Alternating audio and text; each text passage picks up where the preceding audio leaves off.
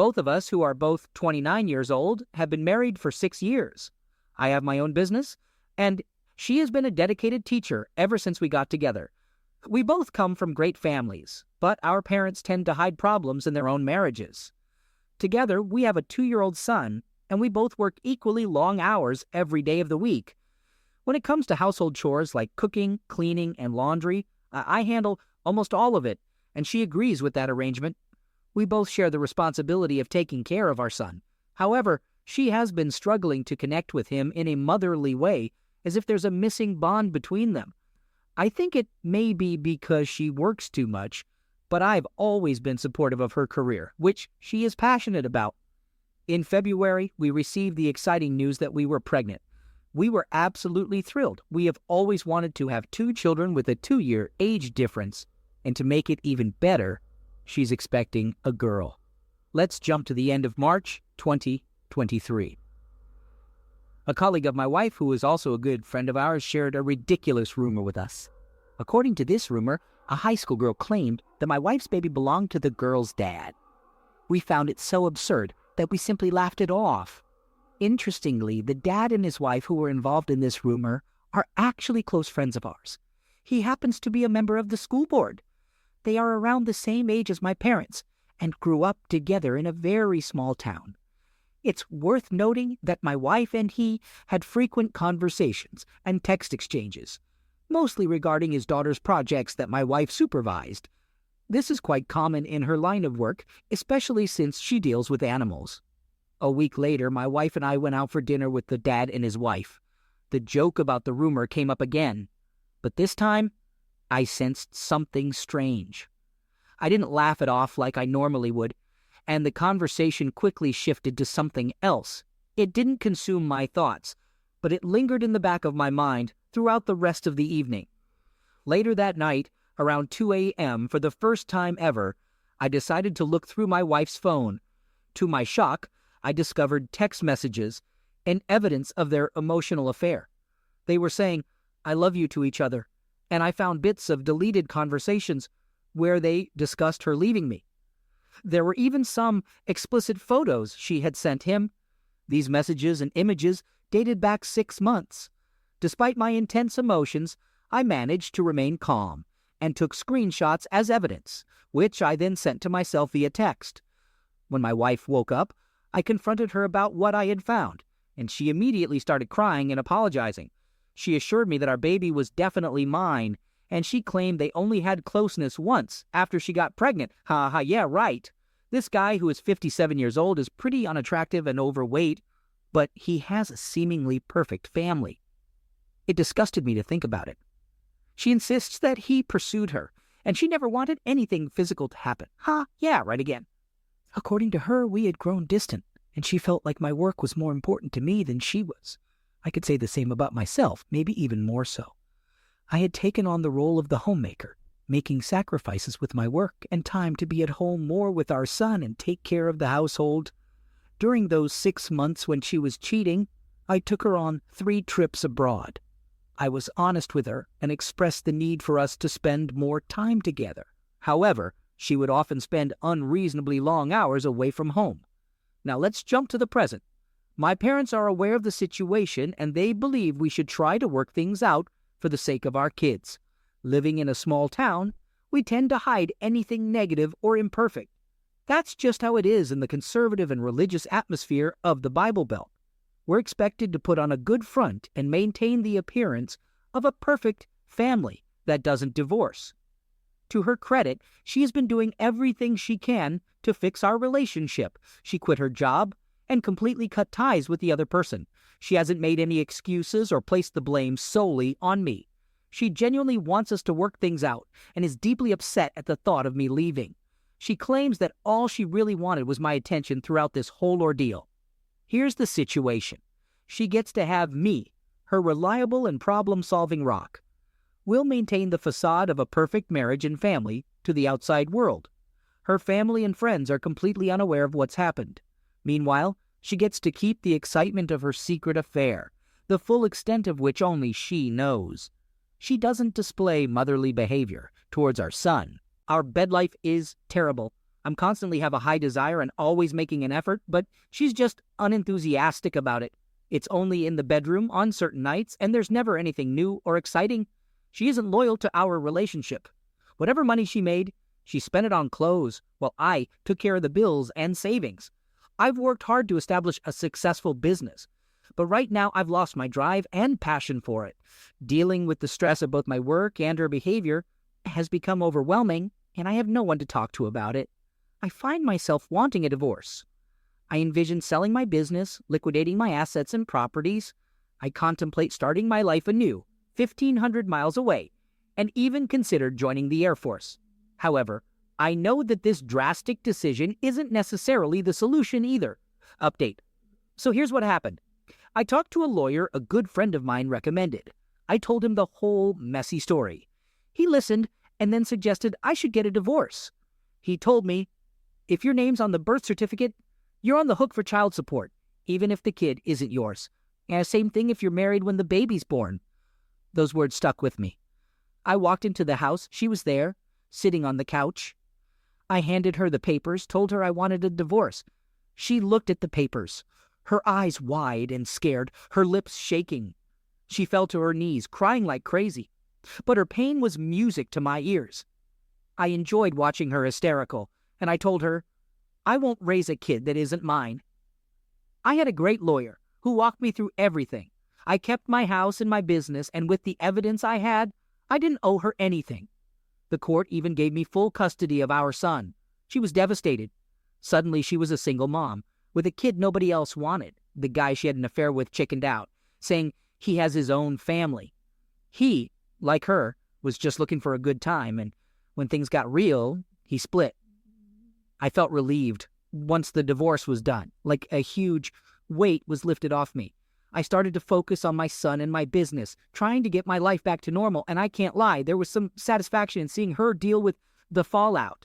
Today, I've rebuilt my life from the ground up. My business is doing great again, and I found my drive and passion. My son and I are closer than ever, and I'm thankful for the life we have. She, though, she's dealing with the choices she made, raising a kid all on her own. Months went by, and I started hearing things about my ex-wife from friends we both knew. It looked like she was having a tough time dealing with all the new stuff she had to handle on her own. She wasn't just a single mom now.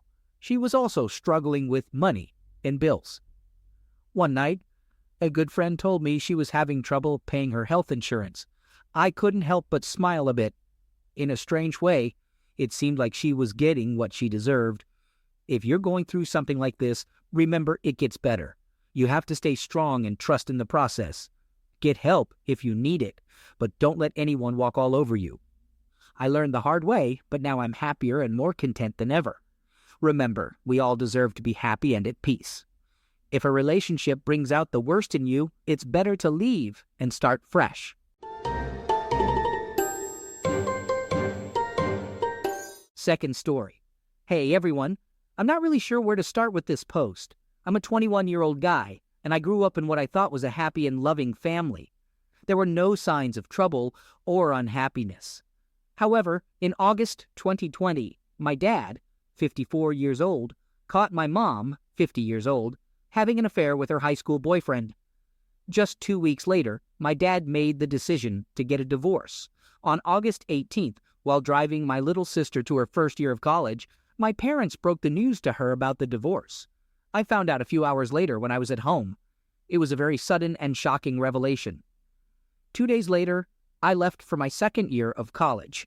The whole experience was incredibly traumatic because I had only a few days to process everything. Before leaving the home I had grown up in for 17 years, never to return again. By the end of September, they had sold the house, and it's unlikely that I'll ever go back. Since August 19th, 2020, my sister hasn't spoken to my mom. In the months following the divorce, my dad decided to move to the same town where I attend college, and I moved in with him. Some people might find this arrangement unusual, but my dad and I have always had a strong bond. So it made sense for both of us. I'm really grateful that things turned out this way. Nowadays, my dad has made an incredible recovery and appears to be content with his life. Our relationship has grown even stronger, and I have no doubt that it will continue to be that way. We spend time skiing or biking together a few times a week. On the other hand, I've been facing significant challenge in trying to mend my relationship with my mother. It has been a tough journey for me. In the beginning, I would call my mom, but our conversations were mostly focused on the affair. I would end up yelling and asking her tough questions about why she destroyed our lives, and in particular, what did you expect to happen? However, my mom is generally quiet and reserved, and she tends to portray herself as the victim in any confrontation. This has been extremely stressful for me, both at that time and even now. Whenever I tried to find closure or have an honest conversation with her, she had a habit of dismissing it by saying, "It doesn't matter. It's already in the past." I bring up this point to highlight just how shocked and caught off guard we were by this whole situation. Despite everything that happened, I still make regular calls to my mom, usually once or twice a week. We mostly engage in casual conversations, avoiding the discussion of the painful events we went through. During this period, I was also receiving therapy at my school, and it helped me gain a better understanding of myself. I discovered that I'm on the autism spectrum. Through therapy, I also learned mindfulness techniques that helped me let go of the need to constantly seek answers for why my mother did what she did.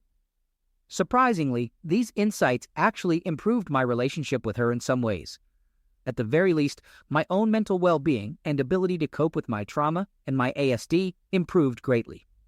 I stopped going to therapy when I graduated in June 2021. Then, in May 2021, my mom called me to break the news that she had decided to give away my 2 childhood dogs to a family we had never even met before. Naturally, this was a devastating blow to my already strained relationship with my mom. Technically, I could have taken them and brought them with me here to Colorado, where I currently live, but it would have had a significant impact on the lifestyle I've been working hard to build. I still strongly believe that since my mom was the one who disrupted the dog's home in the first place, she should be responsible for taking care of them. She would never admit it, but the real reason she gave them away was that she had moved to a fancy apartment in a posh part of the city and didn't want to relocate to a place with a backyard, even though she could afford it. Naturally, the apartment environment was very stressful for our dogs because they require a lot of attention and were used to having direct access to a backyard their whole lives. Last summer, I visited them at their new home once, and it was incredibly distressing for me. Although I was happy to see them, it was heartbreaking to witness them being displaced from where I believe they truly belong. I'm sharing this now because even though my relationship with my mom has slightly gotten better over the past year and a half, I still feel like I haven't fully dealt with the trauma I experienced.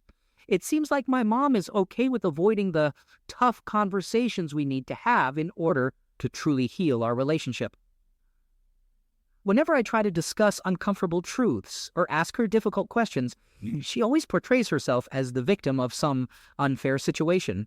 She also tries to manipulate my perception of what happened, downplaying her own responsibility and dismissing the validity of my feelings towards her. I still have love for my mom, and I want to rebuild a healthy relationship with her. However, she doesn't seem to understand that I can't just push aside all these emotions and pretend to trust and respect her again. She destroyed everything that mattered the most to me. And when everything was already broken beyond repair, she even took away the one thing that remained pure and untouched by the affair, my childhood pets, and ruined that as well. I feel an overwhelming sense of grief for the loss of my family, the mother I once knew, our dogs, our home, my old life, and so much more. I often have nightmares where I'm betrayed by the people I love. I constantly find myself dwelling on why she did this to us, exhausting myself in trying to understand, because I struggle to accept that she's a bad person. I'll be honest and say something I'm not proud of. I often find myself struggling with feelings of hatred towards women. It's a fear of mine that due to the family trauma and my Asperger's, I won't be able to have a healthy romantic relationship or start a family of my own. In short, even though I've gone through therapy and have been consistently communicating with my mom, I still don't feel like I've fully healed from all of this. The openness and trust that I desperately need from my mother seem impossible to attain. I constantly question if it's truly worth it to maintain a relationship with her. What do you all think? Is it reasonable for me to feel so angry and conflicted? If you were in my shoes, would you have ever given your mother a chance? How would you go about building a new, healthy relationship with your parent? I genuinely love her and want to find a way to be close again. But sometimes I wonder if that's just wishful thinking. I'd really appreciate any feedback or insights you might have.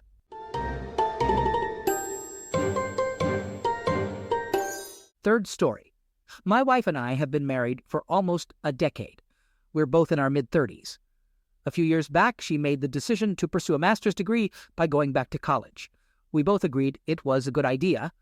Our married life was wonderful, and we were both really happy. It was the best time of my life. However, things started to change when she started her studies. Life got busier for her, with all the coursework. After a few months, I noticed a shift in her behavior. She would stay out later than usual, studying at the university library or meeting up with classmates for group projects. Every now and then, she would conveniently have to go back to the office late at night because she forgot something. It raised some suspicions in me, but I had no concrete evidence. She always had reasonable explanations for everything. I even tried checking things and looking for any inconsistencies, but there was nothing. It all seemed normal, and I thought I was just being overly suspicious. One Saturday morning, while checking my emails on our shared computer, which she sometimes used for her homework, I noticed she had forgotten to log out of her account from the previous night. Before logging her out, I saw a bunch of emails from someone I didn't recognize. Curiosity got the better of me, so I decided to check her Facebook and Instagram accounts to see if she was friends with this person. Nope, no sign of him. That's when I resorted to Googling his name, and it turned out he was her college professor. He was a man in his 50s, married, and had 3 teenage kids. Everything seemed fine with his family life, and I didn't think much of it. The emails exchanged between them appeared innocent. I remembered my own college days when I frequently communicated with professors through email. After that incident, I didn't notice anything suspicious and dismissed my earlier concerns. Once again, I believed my worries were unfounded. As time passed, life became more manageable. My wife had settled into her studies, and the stress and busyness decreased. We had more quality time together, and we even started constructing our own house. Life seemed to be smoothly sailing without any major issues. However, little did I know that a nightmare was about to unfold. One Thursday, I decided to surprise my wife by coming home early because I wanted to take her out for dinner at a new restaurant. While driving down our street, I saw a car leaving our driveway. It caught my attention, and as we passed each other, I instantly recognized the guy behind the wheel. It was her former college professor. Filled with curiosity and concern, I hurried inside the house and found my wife in the kitchen, wearing only a towel. She appeared shocked and struggled to find her words when she saw me. In that moment, I couldn't help but ask why her professor had just left our house and why she was dressed like that. She tried to brush it off, claiming that I was overreacting and that nothing had happened. So I headed straight to our bedroom while she tried to intervene and stop me. Once I entered the room, it was painfully obvious what had transpired. Determined to get the truth, I made it clear that if she didn't come clean, I would reach out to his wife and inform her about everything. Finally, she couldn't hold it back any longer and broke down, confessing everything. They had been involved in an on-and-off affair for 3 years. According to her, it all started after she finished his class that semester. However, she claims that she was brainwashed by him and never truly desired the relationship. She emphasized his position of authority, even though he was no longer her professor, and insisted that she had been manipulated into a physical involvement that lasted for 3 years. It's been a whole week since I found out about everything. The very next morning, while my wife was at her parents' place, I moved my belongings out and got in touch with a divorce lawyer. It's like I'm going through the motions, feeling completely detached from reality. My wife hasn't stopped reaching out to me, texting, calling, and emailing, begging for forgiveness and another chance. Even her family has been trying to contact me, attempting to convince me to give her another shot. But today, I finally took the step to block her and her family on all communication channels. Thankfully, I have an amazing support system with people who have been incredibly helpful. Next week, I plan on scheduling an appointment with a therapist to start the healing process. I understand that it will take time to recover, and deep down, I know I deserve better.